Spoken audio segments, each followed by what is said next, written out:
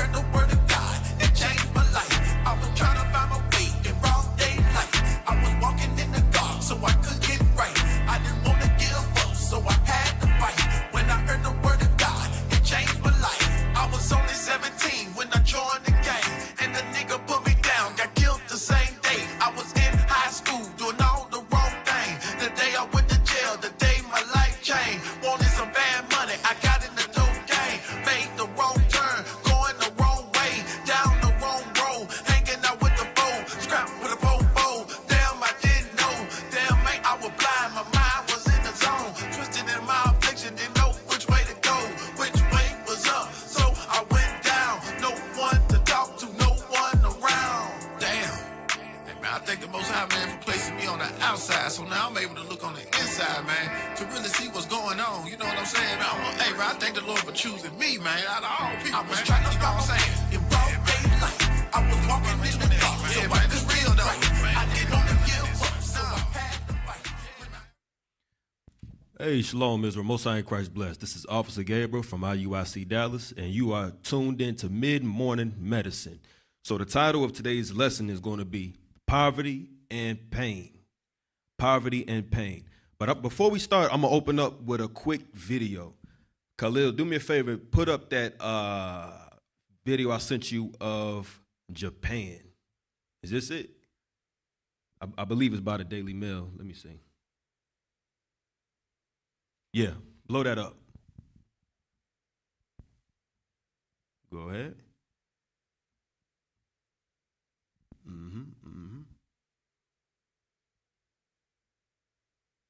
Come on. Start from the beginning. The country today. More than 60 aftershocks. Japan is bracing for yet more earthquakes after more than 80 tremors rippled through the country today. Woo! More than 60 aftershocks registering between 3.1 and 6 on the Richter scale. Hold on. Stop that real quick. Stop that real quick. I don't know if y'all been living under a rock, but the most I've been getting busy. Japan had almost 80 tremors on so-called New Year's Day. Now, we know it's not the New Year's. We know that already. But go ahead, finish this up. This is heavy. Come on. Quake of 7.6 hit around 4 p.m. local time. People are spending the night braving sub-zero temperatures, afraid to return to their homes amid warnings that further aftershocks could continue for 72 hours. The earthquakes triggered fears of a tsunami, with the meteorological agency initially warning citizens to brace for waves of up to 5 meters. But a spokesman official from Japan's meteorological agency warned there is still a very high risk of buildings collapsing. Hey, that's heavy. Give me Matthew 24, verse, let's get to the point, verse 6. So the Most High is not playing with these nations at all, not in one bit. You understand? Them folks out there in Japan, they got to go outside in sub-degree temperature because they're scared of more aftershocks. Why? Because the Most High prophesied in these last days is going to be earthquakes. Come on, read that. The book of Matthew, chapter 24, and verse 6. Turn it down just a little bit, Gotcha. The book of Matthew, chapter 24, and verse 6. Yep. And ye shall hear of wars and rumors of wars. See that ye be not troubled. Right, he's talking to the Israelites. Christ said in these last days, you're going to hear of wars and rumors of wars. Read on.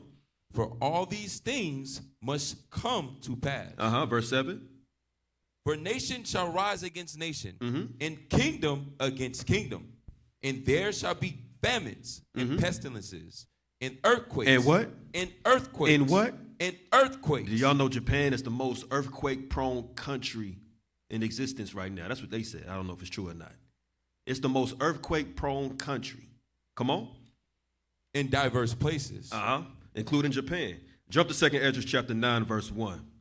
2 Ezra chapter 9, verse 1. Real quick before we get into our topic. 2 Ezra chapter 9, verse 1. I just want to show the unbelievers, because y'all know sometimes they be tuning in as well. This Bible's a true book. Come on. He answered me then and said, measure thou the time diligently in itself. And when thou seest part of the signs pass, which I have told thee before. Meaning before it happened, the prophets already told us about it. The Lord is telling Ezra before it happened, he said, measure the time because it's coming. Before it happens, I'm telling you, Ezra. Go ahead. Then shalt thou understand that it is the very same time wherein the highest will begin to visit the world which he made. Yep, the Lord is going to come and visit the world that he made. Verse 3. Therefore, when there shall be seen earthquakes. What? Earthquakes. Earthquakes, tremors, aftershocks. That's what the Bible's talking about. Go ahead. And upwards of the people in the world. Then shalt thou well understand that the Most High spake of those things from the days that were before thee. Right, before us. 2 Ezra 16:1. 2 Ezra 16:1. Real quick. 2 Ezra chapter 16 and verse 1. Woe be it to thee, Babylon. Babylon, America. Come on. In Asia. And who? Asia. Who? Asia. Asia. Japan is a part of Asia. The Lord said, woe unto thee, Asia. Woe, death, destruction unto thee, Asia. Come on. Woe be unto thee, Egypt. And Syria. America, Egypt. When you read Revelations 11, and Syria. Come on. Gird up yourselves with cloths of sack and hair. Bewail your children and be sorry, for your destruction is at hand. Do y'all realize that Japan lacks natural resources? They have no coal. They have no minerals. They have nothing else outside of nuclear power plants to power their cities, right? Earthquakes, when they destroy nuclear power plants, that's not a good thing right there. Matter of fact, Japan is trying to move away from that because they realize that they messed up setting up all those nuclear power plants throughout their country. So the Most High knows what he's talking about. We just have to sit down, study, go through the scriptures, and bring it out. All right? Okay, that's enough on that. Now to the topic. Remember, the title is Poverty and Pain, because we understand that poverty is a big curse that the Most High allowed the children of Israel to suffer all the way from the beginning. Why? Because of sin. Oftentimes because of sin. Now, the question is unhappiness and poverty linked? In other words, is depression and poverty linked, or poor mental health and poverty? Do they go hand in hand? The answer is yes. Go ahead and pull up that first article, Khalil. Let me see that first article.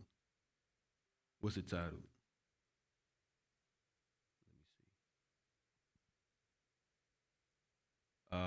By Harvard Gazette. You want me to read it? Yeah, that's it. Go ahead. Yep, start off with the title. Poverty hurts children's brain development, but social safety net may help. Blow that up right there, first paragraph. Time and again, science finds that poverty is hard on developing brains. You see that poverty is hard on the developing brain, meaning the young Israelite child, because that's who we're focused on, our people. The young Black and Hispanic Native American Indian child, poverty is hard on their developing brains. Your brain is not fully developed until about 25 years old. So your upbringing, yes, it can affect your brain. Read on. How so? It's going to explain. Go ahead. Higher levels of anxiety. They have higher levels of anxiety. Go ahead. And depression. Pain, sorrow. Go ahead. Are well established among kids growing up in families with lower income. That's an established thing right there. We're not making that up. Go ahead. Said Harvard psychology professor Katie A. McLaughlin. Okay, so this is a Harvard professor. A Harvard professor of psychology. They saying, listen, poverty does hurt the developed brain, and it causes high levels of anxiety and depression. Poor mental health. But I'm going to show you in the Bible that these are the curses. Give me the next article real quick. Next article. Yeah, see, this right here is a brother. He put together an article on Black men's mental health. Now, he's talking about the Black man, but he's also speaking about the Hispanic man, the Black woman and man as well, Hispanic woman as well. I'll read that. Black men's mental health matters. Okay, scroll down. Give me this. Keep going. Right there. Statistics and realities. Hey, blow that up, bro. You can see that? Yes, sir. I can blow it up for you. Yeah, I can't see that, man. Okay, go ahead. Read that. Statistic realities. While black Americans experience similar rates of mental illness as other Americans in general. Stop right there. Did y'all just see what he said? While black Americans experience similar rates of mental illness as other Americans in general. Do you know what that's saying right there? Hold that. Give me Genesis 25. We're going right back. Genesis 25. He's letting you know that one shall be stronger than the other. Because after everything we suffered, we still suffer the same amount of mental illness as other people in this country. We're supposed to be suffering more. Go ahead. The book of Genesis, chapter 25 and verse 24. 23. 23? Yep. And the Lord said unto her, 2 nations are in thy womb, and 2 manner of people shall be separated from thy bowels. So this is the beginning of 2 different nations. Our nation, the so-called blacks, Hispanics, Native American Indians under Jacob, and the Caucasian nation under Esau, because they're included in the other Americans. Go ahead. And the one people, Jacob, the blacks, Hispanics, that one people shall be stronger than the other people. They shall be stronger, mentally stronger, physically stronger, mentally sharper. And Esau understands that. These other nations understand that. And go ahead. And the elder shall serve the younger. Now, go back to the article. Because you may ask yourself, man, what you mean we suffer the same? We suffer the same, but not in the same way. He's going to explain that. Go ahead. While black Americans experience similar rates of mental illness as other Americans in general, there are contextual differences. There are contextual differences. The difference is we've been made to suffer. We've been made to suffer. Why? By redlining, black codes, the post-traumatic slave disorder, poverty, our living conditions, the foods that's in our neighborhoods. That's the difference. That's the difference. Read on. For example, black adults living below the poverty line are more than twice as likely to report serious psychological distress. I see you struggling, bro. Yeah. Psychological distress. There we go. Come on. As U.S. adults who enjoy greater financial security. According to the U.S. Department of Health and Human Services, Office of Minority Health. So you understand that? So it's not just the kids, it's also the adults. So both the children and the Israelite adults are affected by poverty. Now, let's get into the scriptures again. Give me Genesis chapter 15, verse 13. Because understand, we are a nation birthed in affliction. Okay? And we have been reduced to poverty by our oppressors. So understand that your condition is engineered. You didn't just wake up one day and you're in the projects and the ghettos and your low income area by mistake. That's not by mistake. That's by design. Divine design. Genesis 15, verse 36. Genesis 15, 13. My bad. Genesis chapter 15, verse 13. And he said unto Abram, know of a surety that thy seed shall be a stranger in a land that is not theirs. Start at 12. Because you have to understand that during this time period, Abraham, the Lord told Abraham, I'm going to bless you and your seed after you. Abraham was like, I don't have no children, but I have Eliezer. He's the head of my servants. He's from Damascus. The Lord said, nah, to hell with him. I told you, you're going to have children. And not only are you going to have children, but I'm going to show you what's going to happen to your children in the future. Verse 12. And when the sun was going down, a deep sleep fell upon Abram. And lo, and horror. And what? And horror. Horror. Go ahead. Of great darkness fell upon him. So this wasn't no sweet dream. This wasn't no lullaby. This was a nightmare that he had. This was some horrible stuff that he witnessed. Read on. And he said unto Abram, know of a surety that thy seed shall be a stranger in a land that is not theirs, and shall serve them, and they shall afflict them 400 years. Now this right here is talking about ancient Egypt. This is talking about Egypt. The Lord is telling Abraham, hey, Abraham, your seed is going to go into Egypt and they're going to be afflicted for 400 years. Go ahead. And also that nation whom they shall serve will I judge. Read. And afterward they shall come out with great substance. And thou shalt go to thy fathers in peace. Thou shalt be buried in a good old age. But in the 4th generation they shall come hither again. For the iniquity of the Amorites is not yet full. You see that? So after that, he said, I'm going to give them the land in Canaan, but not right now, because the Amorites, their iniquity is not yet full. Because when their iniquity is full, I'm going to kill them, and I'm going to put my people in the land. The Lord's going to do the same thing today. All them fake Jews, them Amalekites that's in our land, the Lord said, after a while, I'm going to destroy them and put my people back in that land. As it was done in the past, it's going to be done again. Exodus chapter 1, verse 7. Come on. Exodus chapter 1, verse 7. Let's get that in the future. Come on.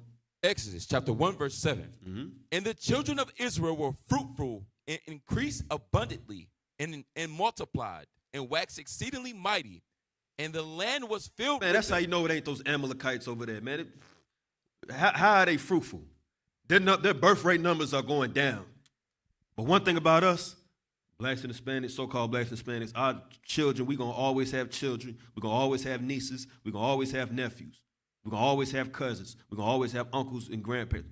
We are fruitful, a fruitful people. Read. Now there arose a new king over Egypt, which knew not Joseph. This is the 18th dynasty. They didn't give a damn about Joseph and the good things that he did for Egypt. Go ahead.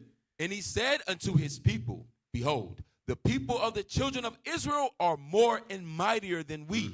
Just like in the past, the same thing today. We are the most populous nation on this earth. I don't give a damn how many people live in India.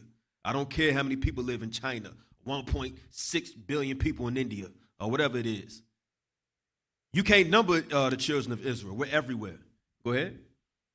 Come on, let us deal wisely with them, lest they multiply. And it come to pass that when they're falling out any war, they join also unto our enemies and fight against us, and so get them up out of the land. Right, that was Egypt's fear. Egypt did not want us to leave the land. Likewise with America. America really don't want us to leave. When they say, that's why they stopped saying go back to Africa. They don't even say that no more. They say go back to the projects. How many of y'all seen that that Alabama versus, what was it, Alabama versus Texas game? Yeah. When the racist Edomite kids was in the stands telling the black players, go back to the projects, go back to the projects. How come they don't say go back to Africa anymore? Because they really don't mean that. Go ahead. Because they don't want us to get up out the land, because we are the economic base in this land. Go ahead. Therefore, they did set over them taskmasters to afflict them with their burdens. Today, during slavery, they called it overseers. Overseers. Today, it's called managers, supervisors, things of that nature. People that set up over you to make sure you conduct your daily business. That's taskmasters. That's slavery. The Most High never intended for the nation of Israel to be slaves on this earth. But because of our sins, we've been reduced to slavery. Come on. And we're going to stop at 14, Khalil. Yes, sir. And they built for Pharaoh treasure cities, Pithom, and Ramses. Yes. But the more they afflicted them, the more they multiplied and grew. Read. And they were grieved because of the children of Israel. You see that they was grieved because of us. Housing authority can't build enough buildings to house us. You understand? They can't build a wall high enough to stop us from flooding this country. There's too many of us. They grieve because of us. Come on. And the Egyptians made the children of Israel to serve with rigor. And they made their lives bitter. See that our lives have been made bitter. We've been made to be depressed. We've been made to suffer and endure pain. Come on. With hard bondage, in mortar and in brick, and in all manner of service in the field. Today is concrete. Today is steel, iron. We built skyscrapers. We built highways. We built railroads. They said the Chinese built they built the railroads in the West. Who do you think was building all the railroads in the East, the North? Huh? The South. We was. You heard that Sam Cooke song about the chain gang? That's us. That's real stuff that we was dealing with. Try to say the Chinese built the railroad. I can't stand when they lie like that. Go ahead. All their service, wherein they made them serve, was with rigor. Now, let's get some historical facts on that as well to back up the Bible. Not that the Bible needs to be backed up, but I'm going to show you that we do have secondary sources as well. Go to Josephus and the Antiquities of the Jews, book 2, chapter 9. I should have seen you that picture, Khalil.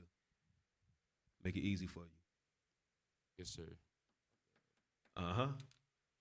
Because Josephus was an Israelite that lived during the 1st century AD, the same time as the apostles, same time as Christ, well, the same century as Christ and the apostles. And he wrote many things about our forefathers. I'm going to show you what he said. Go ahead.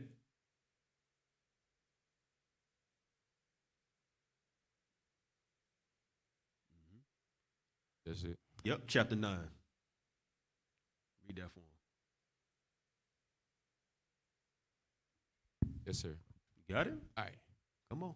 Chapter 9. Let me zoom in. Yep. Zoom in if you have to. Chapter 9. Concerning the afflictions that befell the Hebrews in Egypt during 400 years. Mm-hmm. Now it happened that the Egyptians grew delicate and lazy. You see that? They grew delicate and lazy. Don't that sound familiar? Don't that sound like your good old friendly neighborhood white man here in America? The Jewish man here in America, they grew delicate and they grew lazy. Go ahead. As to painstaking and gave themselves up to other pleasures. Read. And in particular to the love of gain. To the love of gain. That's all they cared about, money. Read. They also became very ill affected towards the Hebrews, as touched with envy at their posterity. At their what? Posterity. You see that? So we had money in Egypt. When Jacob and the 70 souls went to Joseph, we was doing okay. We wasn't just flat out poor and just couldn't we weren't prospering. We was prospering at one point, but we was reduced to slavery. It's going to say that. Go ahead. But when they saw how the nation of the Israelites flourished and were become eminent, already in plenty of wealth. And plenty of what? Wealth. We was doing all right. Don't that sound like don't that sound familiar? As soon as we left out of slavery, what emancipation was 1865. Not long after that, man, we was learning Greek. We was learning different languages. We had Black Wall Street set up in Tulsa, Oklahoma. We had different communities everywhere. We had the Black Bottom in Detroit. We had Indianapolis. We had Orange Mount in Tennessee, right there in Memphis. We had the south side of Chicago. We had Harlem. We had, give me some more. We had New Orleans. And I'm talking about wealthy places where black people, Hispanic people was doing good. They're hoods today, but back then we were flourishing. Go ahead. Which they had acquired by their virtue and natural love of labor. They thought their... Okay, page 2. Okay.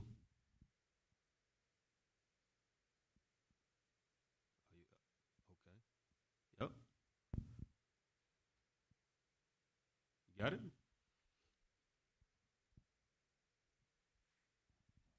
All right. Increase was to their own detriment, and having in length of time forgotten the benefits they had received from Joseph, particularly the crown being now come into another family, they became very abusive to the Israelites and contrived many ways of afflicting them. For they enjoyed them to cut a great number of channels for the river and to build walls for their cities and ramparts, that they might restrain the river. Okay, so you can read that on your own. Let's drop that. So Josephus is letting you know what the Bible already told us, that guess what? We was reduced to slavery. You understand me? When we went into Egypt, we wasn't down bad like that. We had a dollar or two in our pocket, but guess what? They robbed us. They spoiled us. Just like the curses said. Give me that Leviticus chapter 26, verse 16. So I want you to understand that our condition is, yes, it's divine, but it's also engineered, okay? It's engineered because of sin. Leviticus 26, verse 16. And I don't care if you're a millionaire listening to this.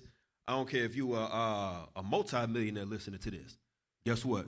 God says your nation is poor. As a whole, as a collective, we are not on top of society.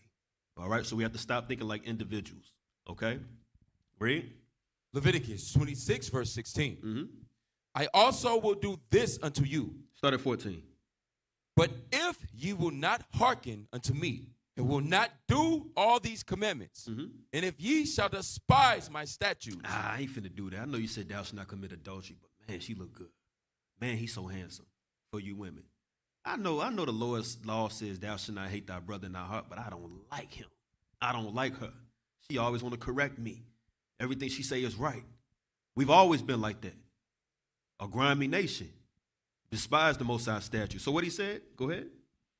And if ye shall despise my statutes, or if your soul abhor my judgments, so that ye will not do all my commandments, but that ye break my covenant, I also will do this unto you. I will even appoint over you terror. The Lord said, I'm going to appoint over you terrorists. Terrorists. Terror.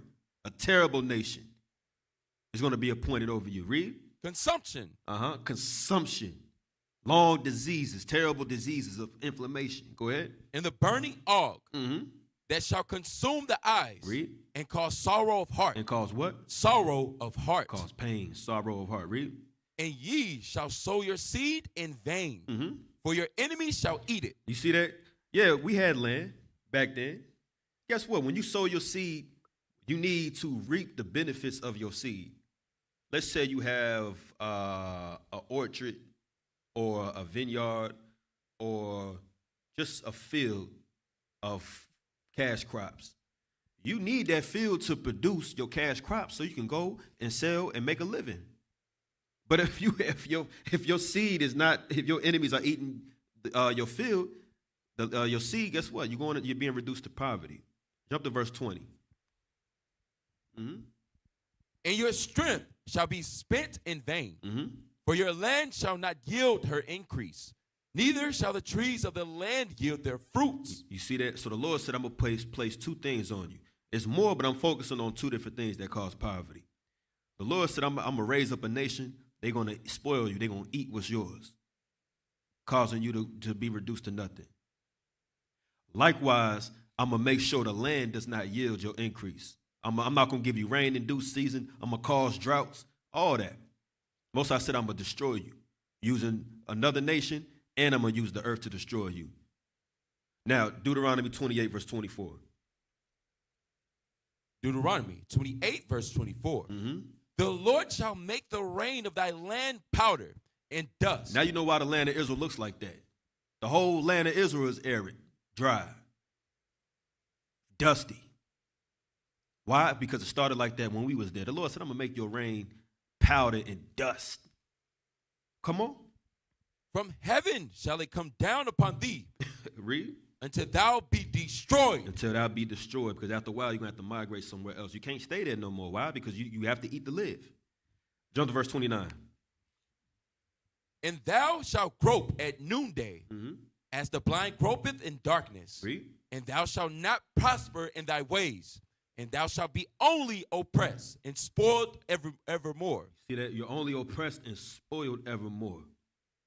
Read. And no man shall save thee. And there's not going to be no man that's going to be able to save you from your condition.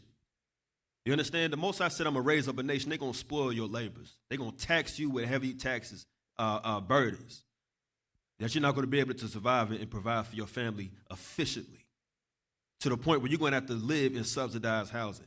You're going to have to live on government assistance, a lot of us. You're going to have to live in projects that they created.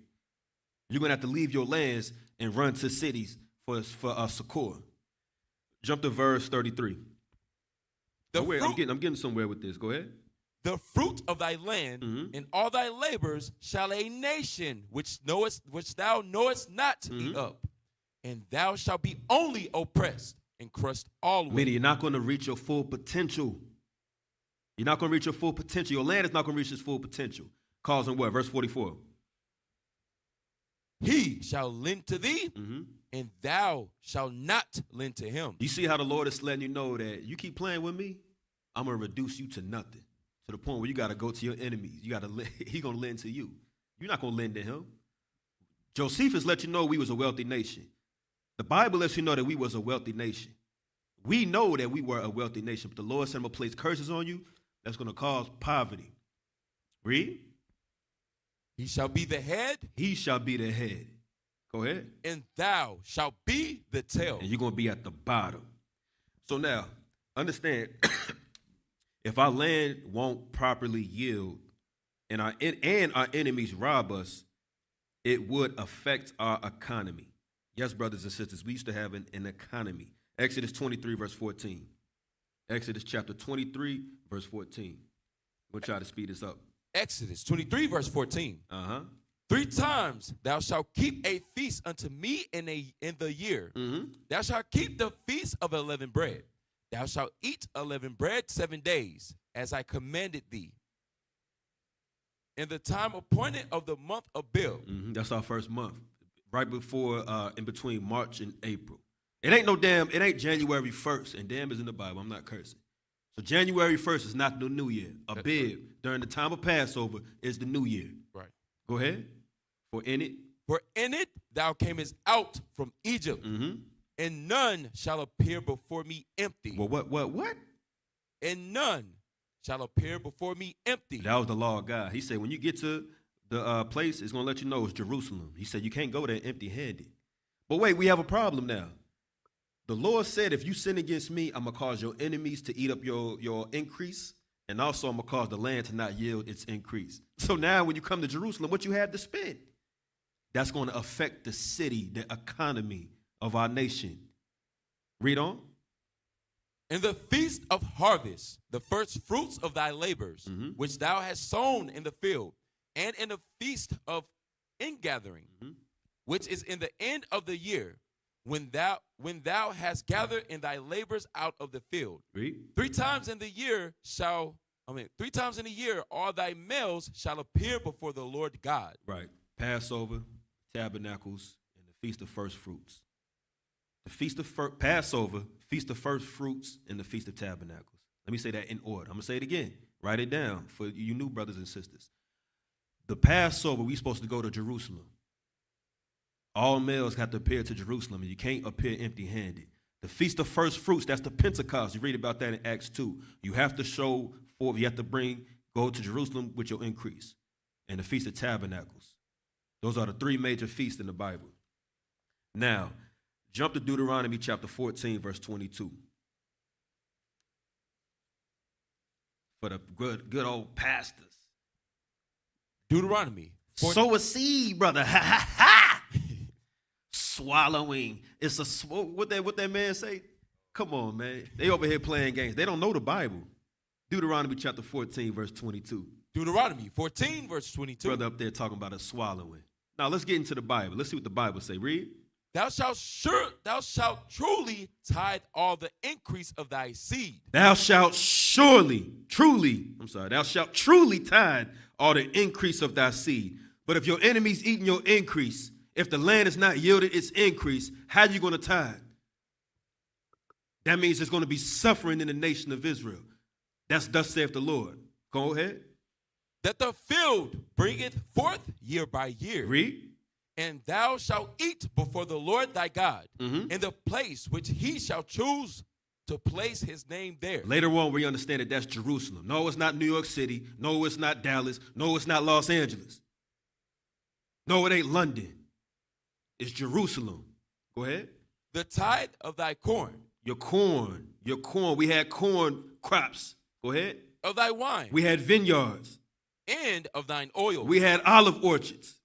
And the firstlings of thy herds. Oh, we had herds. Go ahead. And of thy flocks. That thou mayest learn to fear the Lord thy God always. Read. And if the way be too long for thee. If the way is too long, let's say you live in Syria. You got to go to Jerusalem 3 times a year. You live in the land of Syria. You live in Babylon. You live in Turkey. You live in Spain. It's too far. You can't bring a 300 sheep to on a ship from Spain to Jerusalem. Go ahead. So what you got to do? So that thou art not able to carry it, or if the place be too far from thee, which the Lord thy God shall choose to set his name there, when the Lord thy God hath blessed thee, Then shalt thou turn it into money, Then turn it into money. Then turn it into money. Go ahead. and bind up the money in thine hand, and shalt go unto the place which the Lord thy God shall choose, and thou shalt bestow that money for whatsoever thy soul lusteth after, For what? for oxen, or for sheep, Read. or for wine, or for strong drink, So yeah, you could drink wine. You could drink strong drink. You just can't get drunk. Go ahead. or for whatsoever thy soul desireth. So now, again, if you bringing your crops, you selling your crops, and you're spending it in Jerusalem, and you're doing that within the gates of Jerusalem, what you think that's going to do? That's going to benefit the economy of Jerusalem. Jerusalem was our financial hub. Jerusalem at one point was the richest city in the world. Right now, the richest city in the world is New York City. Jerusalem was our New York City, and it was our holy city. Matter of fact, look that up real quick. Y'all think I'm making it up. I ain't making it up. Just type in, what's the richest city in the world? What's the richest city in the world? You see that? What pops up first? New York City. Why? Because the two largest, stock exchanges are in New York. You understand me? That's by design. Okay? Followed by Beijing. Then you have Los Angeles, London, Hong Kong, Sydney. Well, in America, it's New York, then it's Los Angeles, then it's Chicago. Those are the top 3 cities. Most wealthiest cities in this country. So now, but back here, Jerusalem was our wealthiest city. Go back, read that Deuteronomy 14, verse, let's finish that up. Deuteronomy chapter 14, verse 16, and thou shalt eat there. Verse 16? Yep. No, 26. Yeah. My bad, 26. And Yes, thou shalt eat there. Can you see it? Yes, sir. Uh-huh. And thou shalt eat there before the Lord thy God, and thou shalt rejoice, thou and thine household. Read. And the Levite that is within thy gates, thou shalt not forsake him. Right, that's what all that is for. Our tithes offerings was for the Levites and the fatherless and the strangers. We can't forsake them. Go ahead. For he hath no part nor inheritance with thee. The tribe of Levi was scattered throughout all our tribes. Now, jump to verse 28. At the end of 3 years, thou shalt bring forth all the tithe of thine increase the same year, Read. and shalt lay it up within thy gates. So this right here is saying 2 different things. 3 times a year, go to Jerusalem, spend the money. Also, once every 3 years, spend the money within your gates because there's Levites within your city. So once again, 3 times a year, every year, spend it at Jerusalem. And once every 3 years, let's say you live in the city of Hebron, spend that within the city of Hebron. Whatever city you're in, spend it so the Levites can eat where you're at. Read. And the Levite, because he hath no part nor inheritance with thee, and the stranger, and the fatherless, and the widow, which are within thy gates, shall come and shall eat and be satisfied, that the Lord thy God may bless thee in all the work of thy hand which thou doest. Is that it? Yes, sir. Okay, so understand, Jerusalem was our economic hub. It was our financial hub. And guess what? It will be again. Tobit chapter 1. Real quick, let's speed this up. I just want to show y'all in the law that the Lord always looked out for the poor, the righteous who are poor, and the righteous who are not poor. Understand? 'Cause the Levites was living good. You know, the other day at camp, we was teaching, and a brother from, I think he's over there from wherever it's a lot of Levi at growing up, and he said, why is the so-called Haitians suffering the most? And I showed him that they were the priests. They was taken care of. You understand? That's why. They was at the top. Lord said, because you broke the covenant of Levi, I'm going to make you the basis. But at one point, they was in the suburbs living good. Tobit chapter 1, if you got it, go ahead. I'm kind of slow with it. Yes, sir. Where do you want me to start? Start at verse 1. Tobit, chapter 1, verse 1. The book of the words of Tobit, son of Tobiel, the son of Ananiel, the son of Aduliel, the son of Gabiel, of the seed of Asiel of Yeah, the yeah. tribe of Naphtali. Now jump to verse 2. Get to the point. I'm not looking at it. Yes, sir. Let me see. Verse 3. You want me to start at 2? Let me see. Hold on. Let me look at it. All right, I finally got it. Wow. Took me that long to find it. Tobit 1, verse 3, man. Yes, sir. Wow. Verse 3. What the heck? Come on. I, Tobit, have walked all the days of my life in the way of truth and justice. Come on. And I did many alms deeds to my brethren and my nation, who came with me to Nineveh and to the land of the Assyrians. So Tobit, this righteous man from the tribe of Naphtali, he said, man, I've always been helping my people. I helped my tribe, the tribe of Naphtali. In my land, I gave alms deeds to those that needed. But I'm going to show you something. He kept the law. Verse 4. And when I was in my own country, in the land of Israel, being but young, all the tribe of Naphtali my father fell from the house of Jerusalem, which was chosen out of all the tribes of Israel, Read. that all the tribes should sacrifice there, where the temple of the habitation of the Most High was. So you understand that Tobit, being of the northern kingdom, he understood that we had to go to Jerusalem. Later on, when you read John chapter 4 about the Samaritan lady, northern kingdom started to lose that understanding. They said, no. And y'all say, she told Christ, y'all say in Jerusalem men ought to worship. We say it's in this mountain, right? In the mountain of Samaria, in Gerizim. I'm probably butchering that word. But Tobit understood, no, it's Jerusalem. Christ didn't even bother explaining it. He said, don't worry about that. He said, it's going to be a time you ain't going to worship in Jerusalem nor in that mountain. You're going into captivity. But understand, Tobit understood that we had to go to Jerusalem. Read on. Consecrated and built for all ages. Now all the tribes which together... Verse 6. Let's get to the point. 6. But I alone went often to Jerusalem at the feast. Remember, 3 times a year, go to Jerusalem. Once every 3 years, spend it in your gates. And you still got to go to Jerusalem. Go ahead. As it was ordained unto all the people of Israel by an everlasting decree, having the first fruits and tenths of increase, with that which was first shorn. Yep, read. And them gave I at the altar to the priest, the children of Aaron. You see that? See, back then, Northern Kingdom was able to go to the altar. Now, in the New Testament, you read about Southern Kingdom. I don't know, we was tripping. We said the Greeks can't come to the altar. The Greeks can't come closer past the court where the Gentiles is at. We was doing that to our own people. You understand me? When Herod rebuilt that temple, now let me use the words correctly. When he added additions to the temple, you had the outer court for the Gentiles, you had the court of the women, and then you had where the altar was. Back then, we was in our right mind. So Tobit wanted to worship the Lord. He was able to come to the altar and bring forth his offering. But back in the New Testament, the scribes, the Pharisees, and the elders, they was being wicked, and they was making it hard for Israel to worship the Lord. That's why I got to the point, the Lord said, I'm finna destroy the temple. Y'all not right. And I'm going to raise up these apostles, and they're going to teach Northern Kingdom. Come on. Read. The first 10th part of all increase I gave to the sons of Aaron. I gave to the tribe of Levi, specifically the priests, the sons of Aaron. Who Ministered at Jerusalem. Another 10th part I sold away. Read.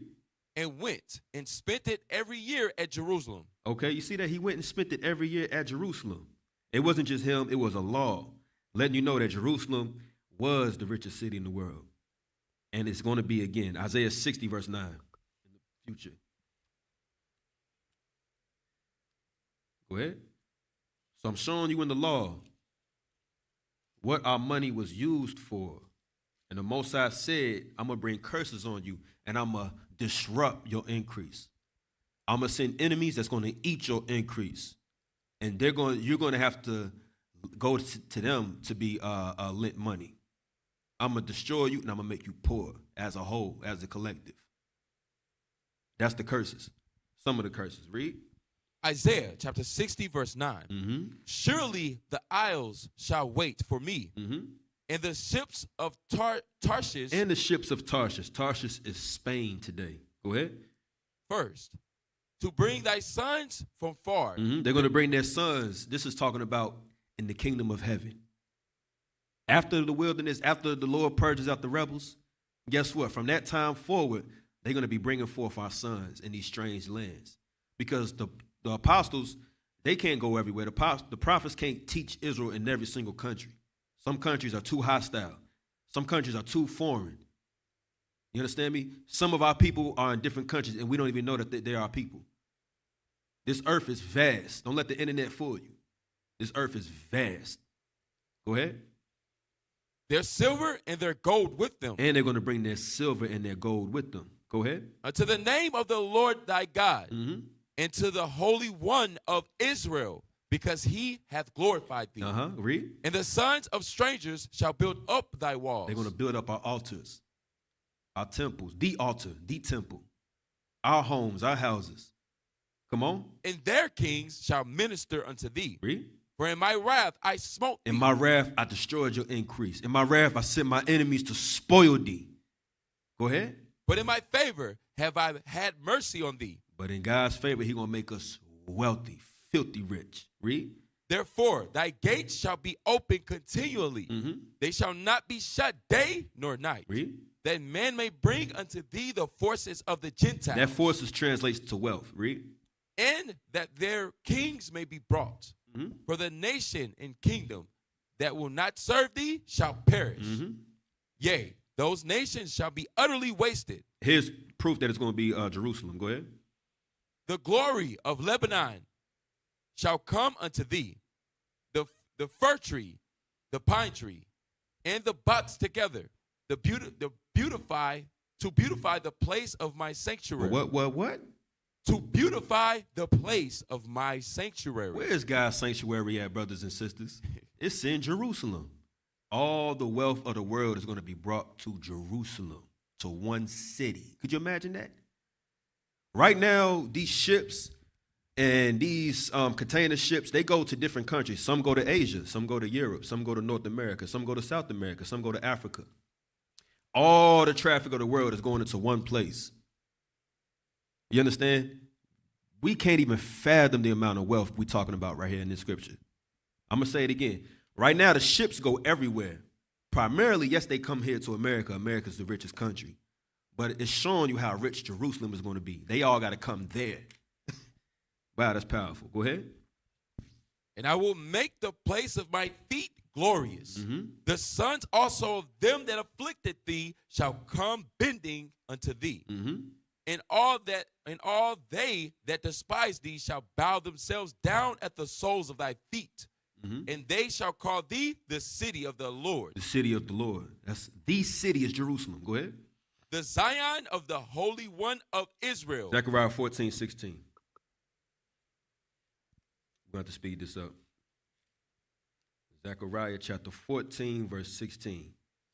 I'm showing you, in the kingdom of heaven, guess what? The nations are going to have to bring all their wealth back to us because it's our wealth anyway. Go ahead. Zechariah chapter 14, verse 16. Mm-hmm. And it shall come to pass that every one that is left of all the nations which came Hey, against. it say everyone that's left. Because that little earthquake you seen in Japan, that's just the beginning. That ain't nothing. The Lord said there's going to be nuclear bombs dropped everywhere. And those that's left, they're going to do what? Of all the nations which came against Jerusalem, shall even go up from year to year to worship the King, Read. the Lord of hosts, and to keep the feast of tabernacles. Remember the law. They cannot go empty. Go ahead. And it shall be that whoso will not come up of all the families of the earth unto Jerusalem to worship the King, the Lord of hosts, even upon them shall be no rain. So the curses that befell us is going to befall some of them. Now, if it don't rain in their land, let's say the land of what's the land? Armenia. The slaves that live in Armenia. Let's say it doesn't rain there. How are they going to bring up their crops? Because remember, you can't go to Jerusalem empty-handed. They're going to suffer. And if you ain't fulfill the law, what you think we're going to do with them? We're going to destroy them. You understand? So it's a trick bag. The Most High got him. Most High, he's a mastermind. Go ahead. And if the family of Egypt go not up, And if Egypt don't go, and come not, that have no rain. because it doesn't rain in Egypt. So if Egypt don't come up that has no rain, 'cause it don't make sense to afflict them with no rain if it don't rain in their country, right? right? It don't make sense. The Lord said, I got something for them. Go ahead. There shall be the plague, Mhm. wherewith the Lord will smite the heathen that come not up to keep the Feast of Tabernacles. Okay, so certain countries can survive without rain, specifically Egypt, because they got that river now. It floods, and then the sediment goes on the field, and then the flood recedes, and they're able to sow their crops on the river beds. Don't worry about that. I'm going to send a plague. Go ahead. This shall be the punishment of Egypt, and the punishment of all nations that come not up to keep the Feast of Tabernacles. Mhm. So understand, Jerusalem is our economic hub. And before that, it was the sanctuary. Exodus 30, verse 11. Exodus chapter 30, verse 11. Exodus chapter 30, verse 11. Mm-hmm. And the Lord spake unto Moses, saying, when thou takest the sum of the children of Israel. So when y'all reading y'all 4 chapters a day, try to get familiar with the laws. Try to get familiar with the laws, because the rest of the scriptures is built on the milk, the basics. You understand? I know we don't sacrifice no more, but it is good to know what we sacrifice for and why, what was going on. Know your history. Nobody should know your history more than you. Come on. After their number, then shall they give every man a Hold on. Exodus 30, verse 11. Read that again from the top. Verse 11. Yeah. And the Lord spake unto Moses, saying, when thou takest the sum of the children of Israel after their number. Okay, so after you done counting the children of Israel, after their number, do what? Then shall they give every man a ransom for his soul unto the Lord, when thou numberest them, that there be no plague among them when thou numberest them. Read. This they shall give every one that passes among them that are numbered have a shekel after the shekel of the sanctuary. You see that? You see how right now America, you have the monetary, what's it called, Khalil? I'm shooting blanks. You said the monetary. They set the world economy. I forgot the name of it. Slipped my tongue right now. But you have places like New York City, Chicago, where the Jewish man in those skyscrapers, they pretty much set the world economy. They say this is what the dollar in Jamaica is worth. This is what the currency in Uganda is worth. This is what the currency in China is worth, right? They do that over here in America. They got that from our Bible, because our economy was based on the shekel of the tabernacle. Read that again. The shekel of the sanctuary. Yes, sir. Meaning we had a set price for everything. Go ahead. Verse 13. This they shall give every one that passeth among them that are numbered, half a shekel after the shekel of the sanctuary. Right, you can't make it up. It's based off the shekel of the sanctuary. We had our own economic dollar shekel. Go ahead. A shekel is 20 gerahs. That's what it is. It's 20 gerahs. Go ahead. And half shekel shall be the offering of the Lord. Everybody got to give up half a shekel. The Lord was taxing us. Why? So the sanctuary can operate. Come on. Every one that passeth among them that are numbered from 20 years old and above shall give an offering unto the Lord. Read on. The rich shall not give more. Yeah, thank you, Leslie. The IMF, the monetary fund, the IMF, they set the world economy. Back then, the sanctuary set our economy. And in the future, we're going to set the world economy based off the sanctuary. Now, we don't know if it's half a shekel. It's going to be 20 gerahs in that day. We don't know. But whatever Christ says it's going to be, and whatever the 144 and the 12 apostles say it's going to be, that's what it is. Go ahead. The rich shall not give more, and the poor shall not give less than half a shekel, when they give an offering unto the Lord to make an atonement for your souls. And thou shalt take the atonement money of the children of Israel, and shalt appoint it for the service of the tabernacle of the congregation. See that? For the service of the tabernacle of the congregation. The priests, the prophets, the elders, they was not pocketing the money. They used it so that we can function in the tabernacle, in the sanctuary. You understand me? We had a whole system set up in place. And guess what? We're going to establish it all over again. Read on. That it may be a memorial unto the children of Israel before the Lord, to make an atonement for your souls. And the Lord spake unto Moses, saying, thou shalt... Okay, so that's it. Drop that. Now, Understand that in the law, the Lord foresaw that we would gradually be reduced to poverty. The Lord already foreseen it, and I'm going to show you how. Leviticus 14, verse 1. I'm going to show you how. Because the Lord is all-knowing. He's all-wise. He can see the future, right? Leviticus 14, start at verse 1 and 2. Leviticus chapter 14, verse 1. And the Lord spake unto Moses, saying, This shall be the law of the leper in the day of his cleansing. He shall be brought unto the priest. So the eighth day is the day of his cleansing. Jump to verse 10 to prove that. And pay attention, y'all. Listen to this. Go ahead. And on the 8th day, he shall take 2 he lambs without blemish. He shall take 2 male lambs, he lambs without blemish. Go ahead. And 1 ewe lamb of the first year without blemish. And 1 female lamb. 2 he lambs, 1 female lamb of the first year without blemish. Go ahead. And 3/10 deals. And 3/10 deals of what? Of fine flour for a meat offering, mingled with oil, and 1 log of oil. And 1 log of oil. Jump to verse 21. So 10 was what you're supposed to bring.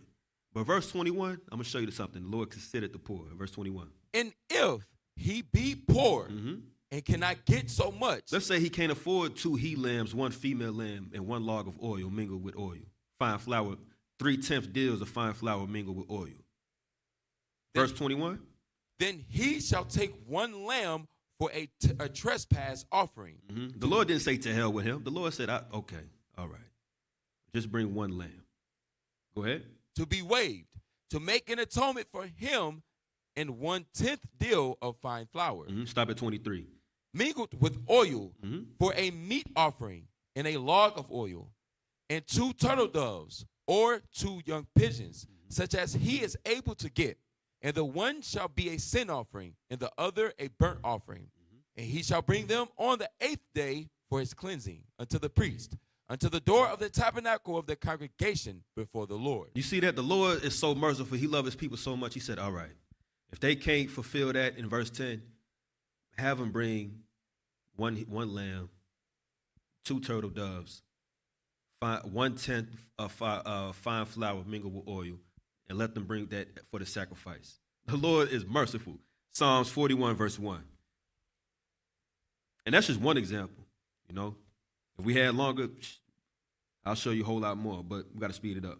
Psalms 41, verse 1. Psalms 41. I'm going to show you what King David said about the attributes of the Lord. And we got to take on these same attributes.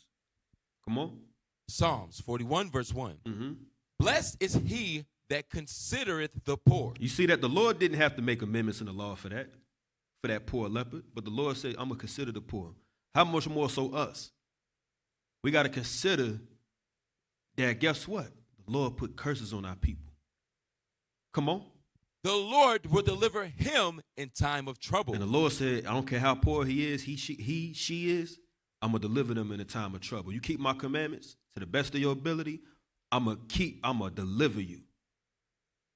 If you can't afford the big bullion fringes or whatever, make the poor man fringes, the Pocahontas fringes on your shirt. You can cut that, you know. Do what you got to do. The Lord said, I'm going to consider the poor. Jump to Psalms 10, verse 1. Psalms chapter 10, verse 1. Psalms chapter 10, verse 1. Why standest thou afar off, O Lord? Why hidest I know somebody right now saying, man, he only in the Old Testament. No way, we're going to get to the new. We go from the old and then we bring it up to the new. Okay, I'm going to show you that. Come on. Why hidest thou thyself in times of trouble? The wicked in his pride doth persecute the poor. Let them be taken in the devices that they have imagined. For the wicked boasteth of his heart's desire, and blesseth the covetous, whom the Lord abhorreth. The wicked, through the pride of his countenance, will not seek after God. God is not in all his thoughts. Jump to verse 8. I know somebody right now, why are you in the Old Testament, young man? What about Christ? What about Jesus? Don't worry, we're going to get that. Go ahead. He sitteth in the lurking places of the villages. In the secret places doth he murder the innocent. You know what the secret places are? That's our neighborhoods. That's our project buildings. That's our apartment buildings. That's our subdivisions. That's the secret places where they murder us. Talking about our enemies, modern day police officers, police brutality. That's what it's going into. Go ahead. His eyes are privily set against the poor. His eyes are set against who? The poor. You understand me? Moses understands that this country, America, does prey on the poor of his people. A lot of laws set up, they do it against the poor. Come on. He lieth in wait secretly as a lion in his den. Mm-hmm. He lieth in wait to catch the poor. Mm-hmm. He doth catch the poor. So he lieth in wait to catch the poor, and he does catch the poor. Read. When he draweth him into his net. Right. He draweth him into his net. That's why the Lord said in Isaiah 53:51, the sons of Israel is like wild bulls in a net. It's a trap. So understand your condition is engineered. We understand that. Matthew 5, verse 3. Matthew 5, verse 3. Matthew chapter 5, verse 3. Mm-hmm. We almost done. Go ahead. Blessed are the poor in spirit, Mm-hmm. for theirs is the kingdom of heaven. So it's not always talking about money when the Bible says poor. It says, blessed are the poor in spirit. Why does he say poor in spirit? Because as a nation, we didn't just lose our economy. We lost our nationality. We lost our language. We lost our customs. We lost our families. We lost our homeland. We lost, what else we lost, Khalil? Am I forgetting something? We lost a whole plethora of things. We lost our understanding. We lost our damn mind. We over here on rap records created by the Jewish man talking about our booty hole brown. We talking about shoot 'em up, bang, bang on Jewish records. We lost our mind as well. Come on. Verse 3 again. Blessed are the poor in spirit, Mm-hmm. for theirs is the kingdom of heaven. You see that? It says, blessed are the poor in spirit, for theirs is the kingdom of heaven. Matthew 11, verse 5. Matthew chapter 11, verse 5. What about the New Testament, young man? You got to understand, Christ is in the volume of the book. Let me put this up. I don't need that no more. Christ is in the volume of the book. He's in the Old and the Apocrypha and the New Testament. That's a mystery for a lot of y'all. Go ahead. The blind receive their sight, Mhm. and the lame walk. The lepers are cleansed, and the deaf hear. The dead are raised up, and the poor have the gospel preached to them. You see that the Lord, he considers the poor. He's going to preach the gospel to the poor. That's why it says it's hard for a rich man to enter the kingdom of heaven, because they don't want to give up. Not that they got to give it up. Let me word it correctly. Too many of them, they don't want to be in a position to where their wealth is sacrificed for the coming kingdom. Right? They don't want to suffer the consequences of keeping the commandments in the faith of Christ in order to get the kingdom. The consequences is primarily Esau going to come for your wealth. You understand me? Esau coming for us as well, but what you going to do? we ain't sitting on $1 million. What you going to take? Come on. We're going to preach this thing. But it says the Lord is going straight to the poor to preach the gospel. Read on. And blessed is he whomsoever shall not be offended in me. That's for the rich. Blessed are you who's not offended in Christ. Whatever happened, happened. Mark chapter 10, verse 21. Mark chapter 10, verse 21.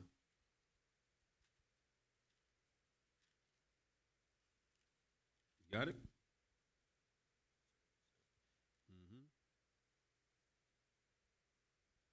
Mark. Now, I made a statement about the rich. I ain't throwing shots up here. I'm going to show you. Christ said the same thing. Go ahead. Mark chapter 10, verse 21. Then Jesus, beholding him, loved him, and said unto him, one thing thou lackest, go thy way. Start at verse 17. Verse 17. So what's happening? Christ is walking with the 12. There was a young, rich ruler that came to Christ. And guess what? He said that I keep the commandments. Christ showed him. He said, if you want to be perfect, sell the excess that you have and help your people. So he struggled with the love of his neighbor. The proof is verse 21. Verse 17. Yeah. 17 first, and then 21. Go ahead. Yes, sir. And when he was gone forth into the way, there came one running and kneeled to him and asked him, good master, what shall I do that I may inherit the eternal life? And Jesus said unto him, why callest thou me good? There is none good but one. Read. That is God. Thou knowest the commandments. Do not commit adultery. Do not kill. Do not steal. Do not bear false witness. Defraud not. Honor thy father and mother. And he answered and said unto him, Master, all these have I observed from my youth. See that? Because back then we was raised in the laws. He said, I did all that from my youth up. He thought he was perfect. But Christ said it's one thing that you lack, that love of your neighbor. Go ahead.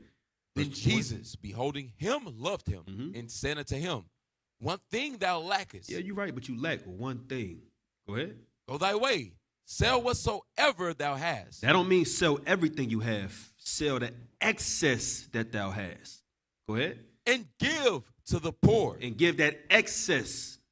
Meaning if you have 5 houses, if you sell one house and the proceeds from that house, you say, you know what, I'm going to give that to the poor in Jerusalem. That's a good thing. Go ahead. And thou shalt have treasure in heaven. And come, take up the cross and follow me. And he was sad at that saying. Read that again. And he was sad at that saying. It's a nigga right here. So most of Israel's sad because they're going through poverty. They're going through sufferation. This dude is sad because he don't want to give up his stuff. That's a nigga spirit right there. Go ahead. And went away grieved, for he had great possessions. Well, he had great possessions. And yeah, being sad, okay, that's a natural emotion. True enough, true indeed. But you have to overcome that sorrow and look at your people and say, you know what? I want to help further this gospel. I see the truth. I see what Bishop Nathaniel's doing. I see what the deacons and the captains under the bishops, what they're doing. They traveling everywhere, the officers. How can I help? How can I help my people? It's letting you know right now, sell the excess that you have and find a way to financially help those doing the work. Because just like in the past, the money that you give as alms deeds is not going to pocketing, to the priests are not pocketing that money. They're using it for the tabernacle or the sanctuary. In these last days, they're using it for the function of the church to get this gospel out. Go ahead. Give me Romans chapter 15, verse 26. We're going to speed this up. We almost done. I know I keep saying that, but we are. Romans chapter 15, verse 26. For it had pleased them of Macedonia and Achaia to make a certain contribution for the poor saints which are at Jerusalem. You see what the saints in Macedonia did? Those in Macedonia who were able, they gave a financial contribution to the poor saints in Jerusalem. Jerusalem is a big city. Guess what? In big cities, who's at the bottom? Our people. We are at the bottom in major cities throughout the world. Likewise, back then in ancient Jerusalem. So those of Macedonia said, I'm going to contribute and I'm going to help my people. That's all the Lord was saying to the rich ruler. Don't give up everything you have. No, that's foolish. But you can give up a little bit to help those that are in need if you love your people. Galatians 2:10. When James, John, Peter, when they gave instructions to Paul and Barnabas to go out, notice one thing specifically that they told Paul, which Paul already knew. Galatians chapter 2, verse 10. Only they would that we should remember the poor. Hold on, I want to start a little higher than that. Start a little higher if you can. Oh, I could start at verse. You see, I'm over here flipping with one hand trying to get it. Galatians chapter, what I said, chapter 2, start just a little higher. Looking at 6.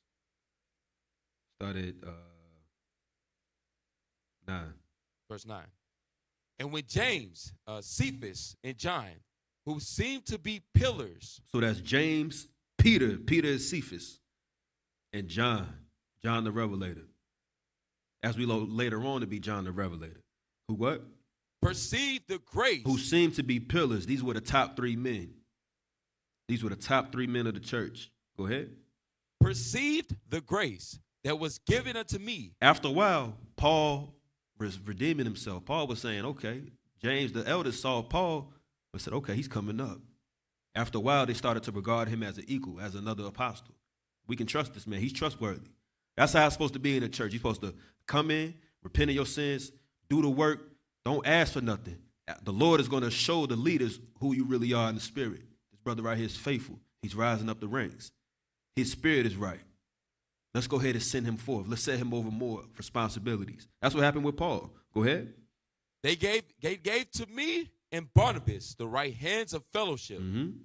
They Meaning they added to Paul and Barnabas Silas. Give me some more apostles that they sent. I forgot the other brother's name. Justice. Justice. Justice. Matthias. Silas. They gave Paul and Barnabas more hands to do the work because they were so successful at what they were doing. That's what it means. Right hands of fellowship. Go ahead. That we should go unto the heathen. That we should go to the nations, northern kingdom, scattered. Go ahead. And they unto the circumcision. Only they would that we should remember the poor. You see that? They specifically said Paul, Barnabas, Silas, and I forgot the fourth brother's name. Listen, don't forget the poor. Don't forget the poor, y'all. Go ahead. The same which I also was forward to do. Paul said, I have no problem doing it. I wanted to do that anyway because Paul loved his people. We have to love our people as well. Give me that in Revelations 2 and 9. Revelations 2 and 9. I had a whole lot more scriptures.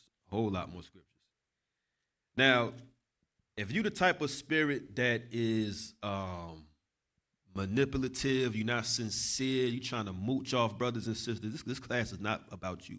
No. Or if you don't want to, everybody struggles. I'm trying to use my words wisely. Everybody goes through financial hardships. Everybody struggles, true indeed, right? But if you just one of those thieving, conniving, backstabbing, lying, deceitful spirits, this class ain't talking about you. The Lord ain't talking about you when he says he considers the poor. He considers that sincere brother or sister that's struggling, that's in poverty, that's trying to push this truth, but maybe they struggling to make ends meet. Those are the ones that the leader said help. Go ahead. Revelation chapter 2, verse 9. I know thy works in tribulation and poverty. The Lord said, I know your works. I know your works. And I know the tribulation that you catch. And I know your poverty. Go ahead. But it's the church of Smyrna. Go ahead. But we can learn from the church of Smyrna in our lives today. But thou art rich. You see that? He said you're really rich. Why? Because we just read in Isaiah 60 that all the nations, they're going to bring their wealth to our tabernacle.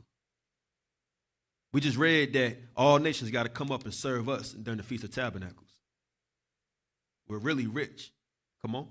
And I know the blasphemy of them which say they are Jews and are not, but are the synagogue of Satan. Man, them fake Jews ain't no real Jews. Man, they run the diamond district. They run the music industry. You know, it's 6 media companies that run all the media in the world. I was going to say America. No, in the world. 6 Jewish ran companies. Come on. Ain't no real Jews. Go ahead. Fear none of those things which thou shalt suffer. And as we continue to bring this truth out, guess what? The teachers are going to suffer. They gunning for the top. And whoever they can catch after that, they catching. Yeah, we're going to suffer. Go ahead. Behold, the devil. Who? The devil. Rome, America. Go ahead. Shall cast some of you into prison. And not all of you, some of you. And guess what? They're going to gun for the top. Whoever they can catch after that, they're going to catch. Go ahead. That ye may be tried. Mm-hmm. And ye shall have tribulation 10 days. Mm-hmm. Be thou faithful unto death, and I will give thee a crown of life. Read. He that hath an ear, let him hear what the Spirit saith unto the churches. What the Spirit saith unto the churches. Okay, give me that in. I want to deal with the sour part. Give me that in 1 Timothy 6 and 10. 1 Timothy 6 and 10. Because sometimes the Lord is keeping us from ourselves. Let's think about it right now. Let's say you had $10 million in the bank tomorrow. Some of y'all wouldn't be at the Sabbath coming up. Y'all would be in the club partying somewhere. Some of y'all would forget the Lord. You understand?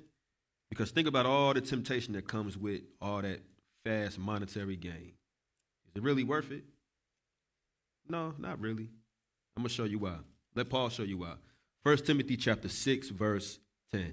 1 Timothy chapter 6, verse 10. Mm-hmm. For the love of money. For the what? For the love of money. Okay, the love of money, meaning you're covetous, you're evil, you'll do anything for that money. You'll bend over and touch your toes for that record deal. You'll go ahead and do some foul things to make ends meet. You'll sell your body for some of you sisters. Brothers will hustle and sell drugs and destroy their own people. Sell drugs to pregnant women, to children, in front of bus stops where kids could see you. Being a poor example to make money. Read that again. For the love of money is the root of all evil. The root of all evil. Go ahead. Which while some covet after, they have erred from the faith. Read.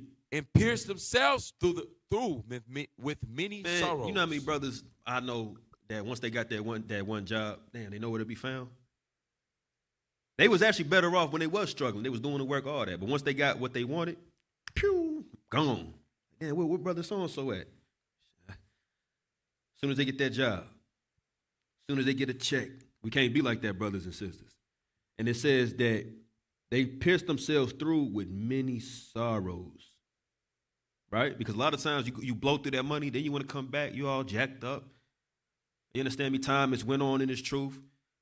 You're back in the past still. Your understanding has left you. The Lord is judging you, jacking you up. Sometimes it's not worth it. So give me that in Revelation chapter 21 and verse 4. Verse 21, verse 4. Revelation chapter 21, verse 4. So again, let's say your economic situation is affecting your mental health. You're depressed. You're sad. You're going through a time of swallowing, like your boy said. TD Face said, you're going through a time of swallowing. You're just drowning and swallowed. And you're just depressed. You're sad because you're going through your financial situation. Don't worry about that. Lord said endure. And remember, he said he got you. Revelation 21, verse 4. And God shall wipe away all tears. This is in the future. The Lord said, I'm going to wipe away all tears. Go ahead. From their eyes. And there shall be no more death. No more dying. Our leaders ain't going to die no more in that day. Go ahead. Neither sorrow. We ain't going to be sad, depressed. Oh, woe is me. Go ahead. Nor crying. Neither shall there be any more pain. Shall be what? Any more pain. For the former things are passed away. Now that's in the future. I'm going to show you right now. Psalms 37. And then one more scripture after that, and then we're going to end it. So that's in the kingdom of heaven. No more sorrow, death. And right now, the Lord still got you. Psalms 37, let's get to the point. 37, verse 25. Psalms 37, verse 25. I have been young. David said, hey, I was young at one time. And now am old. And now I'm old. Yet have I not seen the righteous forsaken. He said, I've never seen the righteous forsaken. David was over the whole nation of Israel. He's seen a lot. He's seen a lot of come. He's seen a lot of go. He's seen a lot of righteous. He's seen a lot of wicked. And he said he never saw the righteous forsaken. That's today, before the kingdom of heaven. So in the kingdom of heaven, the Lord got you. And right now, the Lord said he got you. O ye of little faith. Read. Nor his seed begging bread. And David said, I've never seen a righteous man's children beg for bread after he died. I've never seen a righteous man's children beg for bread when he got locked up. I've never seen a righteous man, because guess what? We was prisoners of war sometimes. You think the nations, when they captured us, you think, oh, they released us? No. But that righteous man that fought with David, that righteous man that walked with the apostles, that walked with Christ, and in these last days, that righteous man, woman, child, David said, I've never seen him forsaken. That's right now. Read. He is ever merciful and lendeth. His seed is blessed. So that's it. Give me Hebrews 2, verse 1. Hebrews chapter 2, verse 1. I had a whole lot more I wanted to touch on, but just want to go through this so we can go ahead and comfort ourselves, because we all go through it. You understand? We all go through it, but we have to push forward. Hebrews chapter 2, verse 1. Hebrews chapter 2, verse 1. Therefore, we ought to give the more earnest heed to the things which we have heard, lest at any time we should let them slip. So, Lord's will, y'all been taking notes. Go back over these notes, study, let these notes comfort you. I showed you a little bit in the law what the money was for, how Jerusalem was our economy, how in the future Jerusalem is going to be the richest city in the world again, how the Lord is going to keep us in the last days in the kingdom of heaven, and how he has us right now. So once again, I'm Officer Gabriel with IUIC Dallas, and this is Mid-Morning Medicine. All right? Shalom. Most High in Christ bless.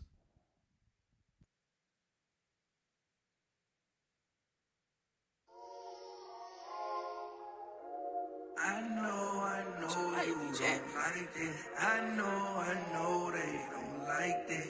Yeah, look. The purple a problem, that's a known fact, yeah.